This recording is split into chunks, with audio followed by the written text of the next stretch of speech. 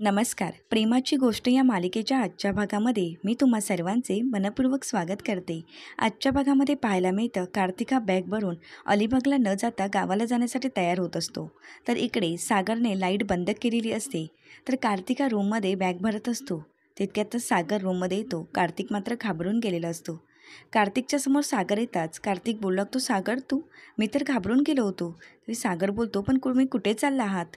तरी सागर बोलतो, कुठे नाही, थोडे दिवस अलिबागला जाऊन येतो, कारण तिथली बरीच कामं पेंडिंग आहेत. म्हणून म्हटलं 1-1.5 महिना तिथेच राहावं आणि सगळं काम पूर्ण करून यावं. आपली कामं पूर्ण झालं की कसं सगळं काही नीट होईल ना. तरी सागर बोलतो, हो ना, तसंच आपलंही काम आहे ना, जावंच लागेल.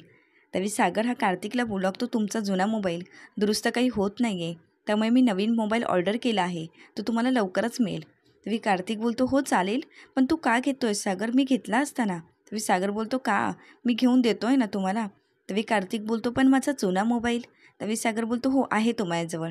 तरी कार्तिक जुना मोबाईल मागून घेतो. तरी सागर बोलतो, हा घ्या. आणि हो, आज तुम्ही किती वाजता निघणार आहात? तरी कार्तिक बोलतो, 5 वाजता. तरी सागर बोलतो, ठीक आहे, मग 5च्या अगोदर तुमचा मोबाईल येईल, म्हणजे कसं तुम्हाला मोबाईल घेऊन जाताच येईल ना. तरी कार्तिक बोलतो, हो चालेल. असं बोलून सागर तिथून निघून जातो. कार्तिक मात्र रिलॅक्स झालेला असतो. तो बोलतो, बरं झालं मी आरतीला धमकावून ठेवलं. जर आरतीला धमकावलं नसतं आणि तिने जर सगळं सागरला सांगितलं असतं ना, तर आज एक मोबाईल नाही तर एक चांगलीच कानाखाली मिळाली असती. आपण लवकरच इथून निघालेलंच बरं. तर दुसरीकडे सागरने सगळ्या लाईट बंदच ठेवलेल्या असतात. तर मुक्ता ही सागरने बोलवल्याप्रमाणे खरी आलेली असती. तर तिथेच डेकोरेशन खूप छान केलेलं असतं. ते पाहून मुक्ता बोलू लागते, हे काय आहे? तितक्यातच लाईट ऑन होतात. तर सागर बोलतो, या. तर मी मुक्ता ही सागरला विचारू लागते, सागर ही काय आहे? तरी सागर बोलतो, वेलकम बॅक टू मुक्ता. तर मी मुक्ता ही आश्चर्याने सागरजवळ पाहू लागते. सागर मात्र काही न बोलता मुक्ताजवळ येतो आणि सागर खूप खुश असतो. सागर आणि मुक्ता बोलत असताना इंद्राताई आणि स्वाती येतात आणि तिथे मुक्ताला पाहून इंद्राताई खूप चिडतात आणि सागरला बोलू लागतात, ही मुलगी इकडे काय करते आहे? त्यावेळी सागर बोलतो, कळेलच ना तुम्हाला. तरी मुक्ता ही तिथे शांतच उभी असते. त्यावेळी सागर बोलतो, थांबा, कळेल तुम्हाला. मात्र इंद्राताई काही ऐकून घ्यायला तयार नसतात. ते बोलतात, सागर ह्या मुलीला आत्ताच्या आत्ता घराबाहेर काढ. त्यावेळी सागर बोलतो, या कुठेही जाणार नाही आहेत. त्यावेळी स्वाती बोलते, ज्या मुलीने माझ्या नवऱ्यावर घाणेरडे आरोप केले, ती मुलगी जर या घरात राहणार असेल तर मम्मी मीच या घरात राहणार नाही, मी यांच्यासोबत निघून जाते. त्यावेळी इंद्राताई बोलू लागतात, सागर हिला आत्ताच्या आत्ता घराबाहेर काढ. तवी स्वातीला मुक्ता बोलू लागते, स्वातीताई तुम्ही कुठेही जाणार नाही आहात, कारण मला सागरने बोलावलं म्हणून मी इथे आली आहे. मी माझ्या घरी जाते आणि तसंही या घरात माझ्यामुळे भांडण व्हावं असं मला कधीच वाटत नाही, त्यामुळे मी निघून जाते. असं बोलून मुक्ता तिथून निघून जाणारच. तवी सागर बोलू लागतो, थांबा, कुठेही तुम्ही जाणार नाही आहात. तवी मुक्ता सागरला बोलू लागते, पण तुम्ही असं का वागताय? त्यावेळी स्वाती बोलू लागते, जर तुझी बायको या घरातून कुठे जाणार नसेल तर मीच या घरातून निघून जाते. असं बोलून ती कार्तिकला बोलते, चला आपण इथून निघूया. त्यावेळी सागर बोलू लागतो, थांबा, तुम्ही एवढ्यात कुठेही जाणार नाही आहात. त्यावेळी तो कार्तिकला थांबवत बोलू लागतो, एवढी कसली घाई झाली आहे हो कार्तिक, थांबा ना थोडा वेळ, कारण काही कामं पेंडिंग आहेत ती पूर्ण करायलाच हवीत ना. आणि तशी पण एक मी फिल्म बघण्यासाठी तुम्हा सगळ्यांना थांबवतो आहे. त्यावेळी कार्तिक मात्र जरा घाबरून गेलेलाच असतो. त्यावेळी सागरा, लक्की, बापू, कोमल सगळ्यांना बोलावून घेतो. त्यावेळी इंद्राताई चिडून बोलू लागतात, सागर, अरे आपल्या घरच्यांमध्ये ही मुलगी काय करते? या मुलीला आत्ताच्या आत्ता घराबाहेर काढ, मला हिचं तोंडही पाहायचं नाही आहे. तेव्हा इंद्राताईंचं हे बोलणं ऐकून बापू बोलू लागतात, इंद्रे जरा शांत बसशील का? सागर काय म्हणतोय ते अगोदर ऐकून तरी घे ना, आणि मग तुझं काय ते चालू ठेव. त्यावेळी इंद्राताई बापूंना घाबरून शांत राहतात. त्यावेळी सागर बोलतो, आता सगळ्यांनीच शांत राहायचं आहे, मी जे दाखवणार आहे ते शांतपणे पहा. असं म्हणून तो TV ऑन करतो. TV ऑन करताच कार्तिकचे सगळे काळे धंदे, सगळं काळं रूप सगळ्यांच्या समोर आलेलं असतं आणि कार्तिकने या सगळ्या गोष्टींची कबुली आरतीजवळ दिलेली असते. आणि हे सगळं पाहून स्वातीला धक्का बसतो. कार्तिकने सगळं सांगितलेलं असतं की हे मी सगळं केलं आहे आणि आरतीने त्याच्याजवळून सगळं सत्य वदवूनही घेतलेलं असतं. आणि हे सगळं सत्य समोर येताच कार्तिकच्या पायाखालची जमीन सरकलेली असते. तो खूप घाबरून गेलेला असतो, त्याला कुठे पळावं हे सुचत नाही. तरी कार्तिकने ज्या ज्या गोष्टी सगळ्या केल्या ते समजल्यानंतर बापूंनाही खूप वाईट वाटू लागतं आणि त्यांनाही या गोष्टीचा धक्का बसतो. तर स्वाती ते सगळं पाहून रडू लागते. तिलाहीच कळत नसतं की नक्की काय करावं. त्यावेळी तर आरतीने त्याला सांगितलेलं असतं की दुबईमध्ये तू मला भेटला होतास, त्यावेळी तू सांगितलंही नव्हतंस की तुझं लग्न झालं आहे, आणि ज्यावेळी सत्य बाहेर यायची वेळ आली त्यावेळी मात्र तू स्वतः बाहेर पडलास आणि त्यामध्ये मला अडकवलंस. आणि हे सगळं बापूंना ऐकल्यावर बापू खूप चिडलेले असतात. त्यावेळी आरती बोललेली असते, तू 15 लाख रुपये घेतलेस आणि त्या 15 लाख रुपयातला मला 1 रुपयाही दिला नाहीस, मग केलेस काय तू? आणि माझ्या आईच्या उपचारासाठी कधी पैसेही दिले नाहीस. तरी कार्तिक हा तिला बोलू लागतो, नाही का असं काही नाही, असं बोलून तिला बोलू लागतो, मी तुला पैसे देईन. तरी कार्तिकचं हे सगळं रूप बाहेर येतात. सागर टीव्ही बंद करतो आणि आरतीला बोलावून घेतो. आरती समोर येता क्षणी कार्तिक मात्र घाबरून गेलेला असतो. तो मात्र आरतीजवळ आच्छानेने पाहू लागतो. आरती ही बिंदासपणे कार्तिकच्या समोर येते. त्यावेळी ती मुक्ताजवळ जात मुक्ताला बोलू लागते, मॅम मला खरंच माफ करा, मी जे काही केलं ते या माणसाच्या सांगण्यावरून केलं, कारण माझी खरंच चूक झाली. ह्या माणसाने माझ्या आईला आणि मला जीवे मारायची धमकी दिली होती आणि म्हणूनच मला ही सगळी खोटी साक्ष द्यावी लागली. मुक्ताचा हा राग पाहून कार्तिक मात्र घाबरून गेलेला असतो. तर आरतीने सगळं सत्य सगळ्यांसमोर आणलेलं असतं. तरी सागरने सत्य समोर आणण्यासाठी खूप काही धडपड केलेली असते. त्याने आरतीला सांगितलेलं असतं, जर तुला सत्य बाहेर काढायचं असेल तर तुला मला मदत करावीच लागेल. आरती, अगं आज एका बाईचं आयुष्य उद्ध्वस्त होतं आहे आणि यात तुला ज्यांनी मदत केली, तुझ्या वाईट काळात जे तुझ्या पाठीशी उभे राहिले त्यांचं आयुष्य उद्ध्वस्त झालं. यानंतर अनेक मुलींचं आयुष्य उद्ध्वस्त होऊ शकतं. गुन्हेगाराला साथ देणाराही गुन्हेगारच असतो. त्यामुळे तू ठरव, आता तुला चांगल्याची साथ द्यायची आहे की वाईट माणसाची. जर ह्या वाईट माणसाला साथ देत राहिलीस तर कायमच तू त्यामध्ये अडकत जाशील, पण आज जर तू सत्याची साथ दिलीस तर तू यातून कायमची सुटशील आणि अशा गुन्हेगाराला शिक्षा व्हायलाच पाहिजे. त्यावेळी आरती ही तयार झालेली असते सागरला मदत करायला आणि आरती ही सागरच्याच सांगण्यावरून खरी आलेली असते. त्यावेळी आरती आणि कार्तिक टेरेसवर बोलत असतात. त्यावेळी सागरने स्वतः सगळं रेकॉर्ड करून घेतलेलं असतं आणि हे सगळं सागरने मुक्ताला निर्दोष सिद्ध करण्यासाठी केलेला एक प्लॅन असतो आणि ह्या प्लॅनमध्ये आपोआपच कार्तिक फसलेला असतो. त्यावेळी सगळं समोर येताच सागर हा कार्तिकच्या समोर जातो आणि बोलू लागतो, आता बोल, कोण खरं कोण खोटं आता बोल ना. अरे कोणी कोणावर आरोप लावले हे कळलं का सगळ्यांना? तरी सर्वजण कार्तिकजवळ रागाने पाहू लागतात. तर कार्तिक आरतीजवळ पाहतो तर दुसरीकडे आरती आणि मुक्ता ही कार्तिकजवळ रागाने पाहू लागतात, कारण दोघांनाही या अन्यायाचा बदला घ्यायचा असतो. तर कार्तिक मात्र घाबरून गेलेला असतो. तर स्वातीला अजूनही वाटत असतं की कार्तिकने असं काहीही केलं नसणार, म्हणून स्वाती ही कार्तिकचीच बाजू घेत असते. तितक्यातच कार्तिक हा सागरपासून पळण्यासाठी बॅगा वगैरे तिथेच टाकतो आणि पळ काढणार असतो. तरी सागर आज कार्तिकच्या समोर येतो आणि कार्तिकची कॉलर पकडतो आणि बोलू लागतो, एक लक्षात ठेव, तुला काय वाटलं मी तुला सहजासहजी सोडणार आहे का? असं बोलून त्याच्या एक कानाखाली मारतो आणि बोलू लागतो, हा माझ्या बायकोवर हात टाकल्याबद्दलचा, माझ्या बायकोवर तुझ्या घाणेरड्या हाताने स्पर्श केलास त्यासाठी. त्यानंतर पुन्हा एक कानाखाली मारतो आणि बोलू लागतो, हा माझ्या बहिणीचा विश्वासघात केलास म्हणून. पुन्हा एक मारतो आणि बोलतो, माझं घर मोडायलाच निघालास म्हणून. एक लक्षात ठेव, तू चांगला असशील म्हणून माझ्या बहिणीचा हात तुझ्या हातात दिला होता, पण तू जर असा नीच असशील हे जेव्हा तर माहीत असलं असतं ना, तर माझ्या बहिणीचा हात मी तुझ्या हातात कधीच दिला नसता. तुला काय वाटलं रे, तुझ्यासारख्या फालतू माणसावर मी विश्वास ठेवेन? अरे मी माझ्या बायकोवर कधीच अविश्वास दाखवू शकत नाही, कारण ती सावनी नाही आहे, मुक्ता आहे माझी बायको.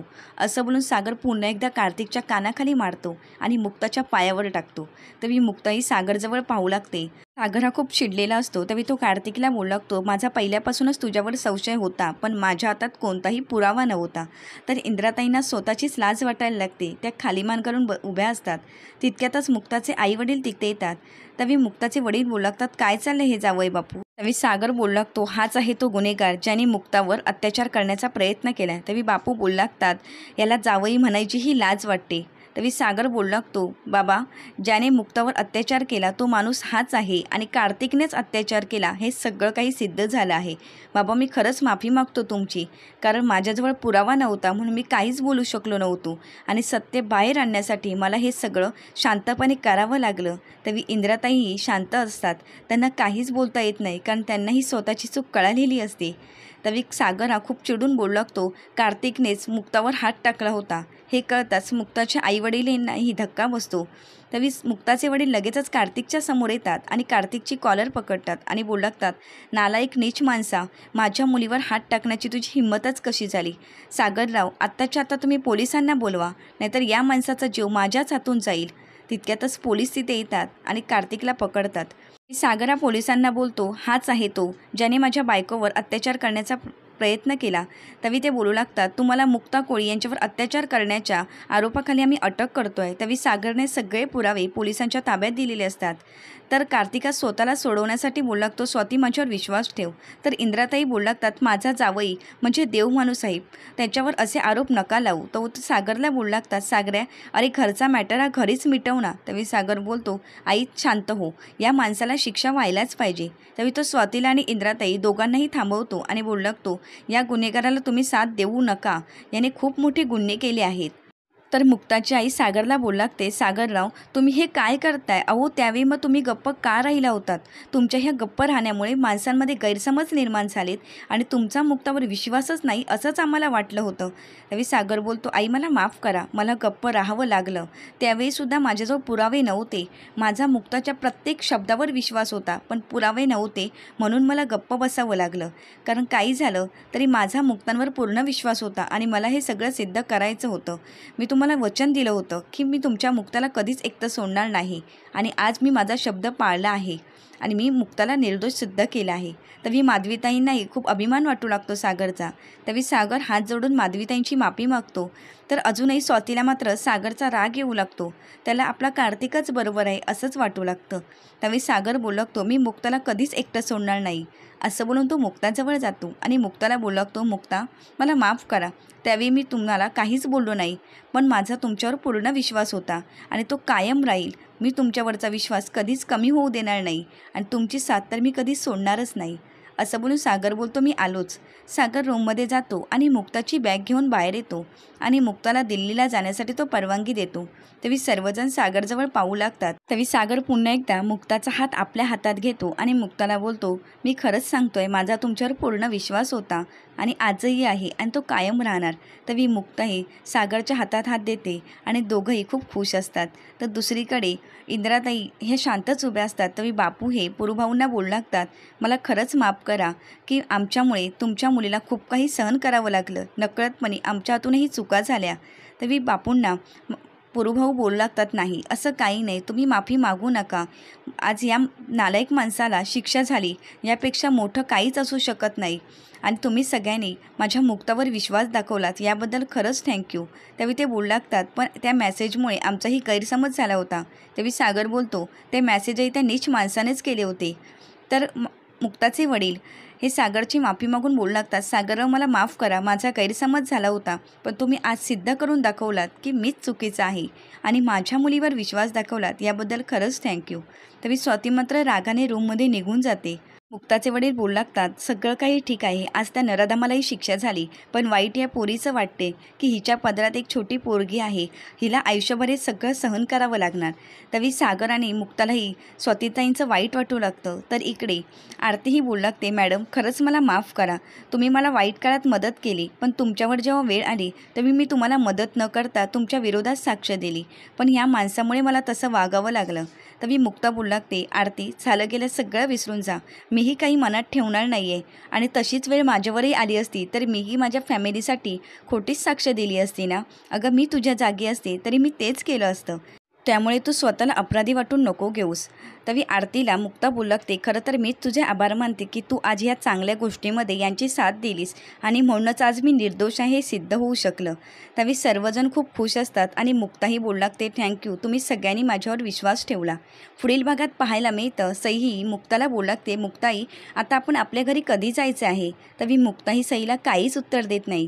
तितक्यातच सागर येतो आणि बोलू लागतो, आज आत्ता आणि लगेच जायचं आहे.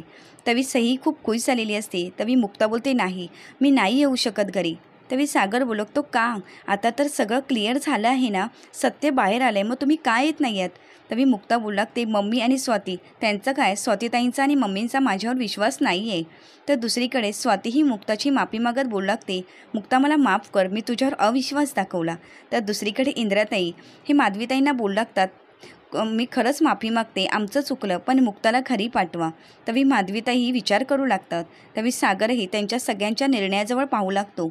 आता मुक्ता खरोखरच घरी जाईल की नाही हे पाहण्यासाठी चॅनलला नक्की सबस्क्राईब करा आणि व्हिडिओ पाहिल्याबद्दल मनपूर्वक धन्यवाद.